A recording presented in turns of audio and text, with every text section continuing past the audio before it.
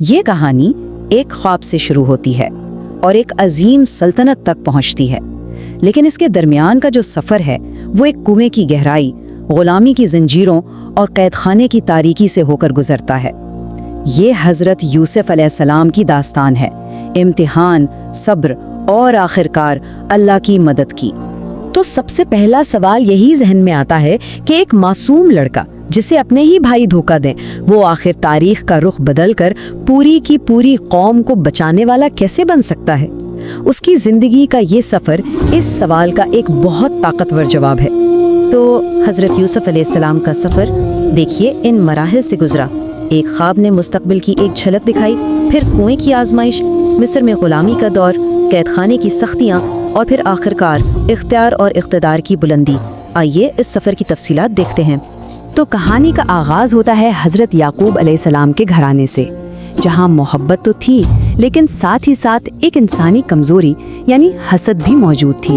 یہ وہ خواب تھا جسے کم سن یوسف نے دیکھا اور اپنے والد کو سنایا، اور والد جو خود بھی ایک نبی تھے وہ فوراً اس کی اہمیت سمجھ گئے۔ انہیں پتہ چل گیا کہ یہ کوئی عام خواب نہیں ہے، یہ ایک عظیم مستقبل کی پیش گوئی ہے، اور انہوں نے یوسف کو خبردار کیا کہ بھائیوں سے اس کا ذکر نہ کرنا۔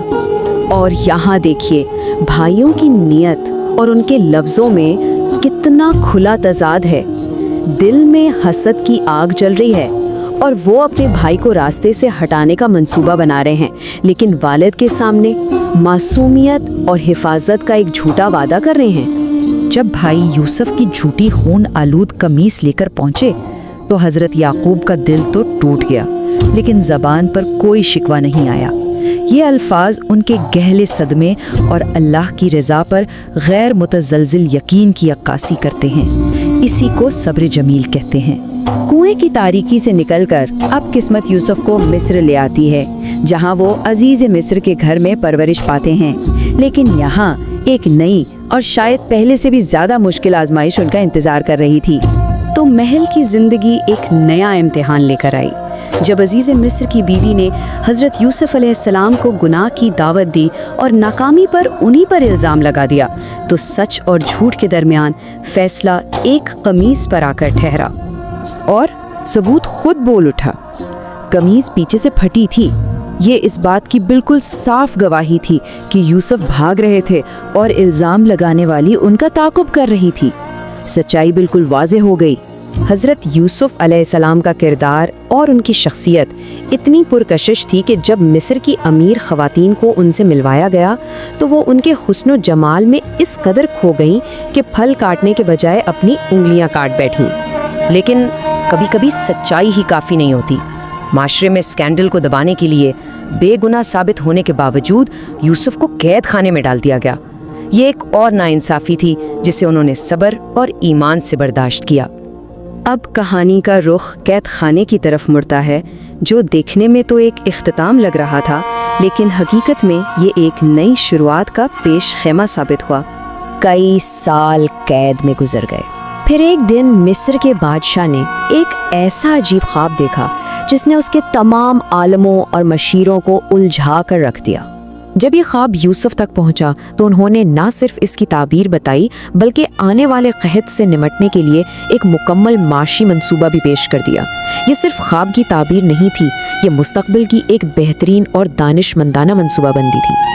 اور جب بادشاہ نے انہیں رہا کرنے کا حکم دیا تو حضرت یوسف علیہ السلام نے اپنی عزت اور وقار پر کوئی سمجھوتا نہیں کیا۔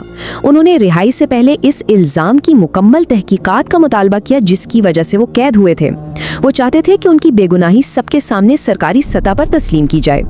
بادشاہ ان کی حکمت اور امانت داری سے اتنا متاثر ہوا کہ نہ صرف انہیں باعزت بری کیا بلکہ مصر کے تمام خزانوں کا امین بنا دیا۔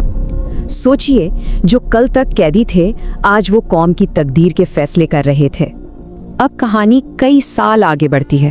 یوسف کی تعبیر کے مطابق قحط پڑ چکا ہے، اور یہی قحط ان کے بھائیوں کو جنہوں نے انہیں کنویں میں پھینکا تھا مدد کے لیے انہی کے قدموں میں لے آتا ہے۔ وقت گزرتا ہے، قید پورے علاقے کو اپنی لپیٹ میں لے لیتا ہے، اور اناج کی تلاش یوسف کے بھائیوں کو مصر لے آتی ہے۔ وہ اس طاقتور وزیر کے سامنے کھڑے تھے، یہ جانے بغیر کہ یہ وہی بھائی ہے جس سے انہوں نے کبھی مارنے کی کوشش کی تھی۔ कई मुलाकातों के बाद जब यूसुफ अपने भाइयों के दिल का हाल जांच लेते हैं तो वो आखिरकार अपनी शनाख्त जाहिर करते हैं। ये एक सवाल नहीं बल्कि एक पूरी तारीख का खुलासा था जो उनके भाइयों के ज़मीर पर गूंज उठा। और इस लम्हे में जब वो चाहते तो बदले की आग में सब कुछ जला सकते थे। उन्होंने माफ़ी का ऐलान किया। ये लफ्ज़ इंसानियत की तारीख में रहम और दरगुजर की सबसे बड़ी मिसालों में से एक हैं। और अब ये दास्तान अपनी मंजिल को पहुंचती है। बरसों की जुदाई, आंसू और इंतज़ार के बाद ख़ानदान के दोबारा मिलने का वक्त आ गया है। आखिरकार वो ख्वाब सच हो गया। पूरा ख़ानदान मिस्र में जमा हुआ। यूसुफ ने अपने वालिदैन को इज्जत से तख्त पर बिठाया और वही 11 भाई जो कभी हसद की आग में जल रहे थे आज मोहब्बत और एहतराम में उनके सामने झुक गए। तो हज़रत यूसुफ अलैहिस्सलाम की पूरी ज़िंदगी उन 3 सुतूनों पर कायम नज़र आती है। हर मुश्किल पर सब्र, हर आजमाइश में हया और किरदार की पाकीज़गी, और हर अंधेरे में अल्लाह के मंसूबे पर यकीन। ये दास्तान हमें एक गहरे सवाल पर छोड़ जाती है।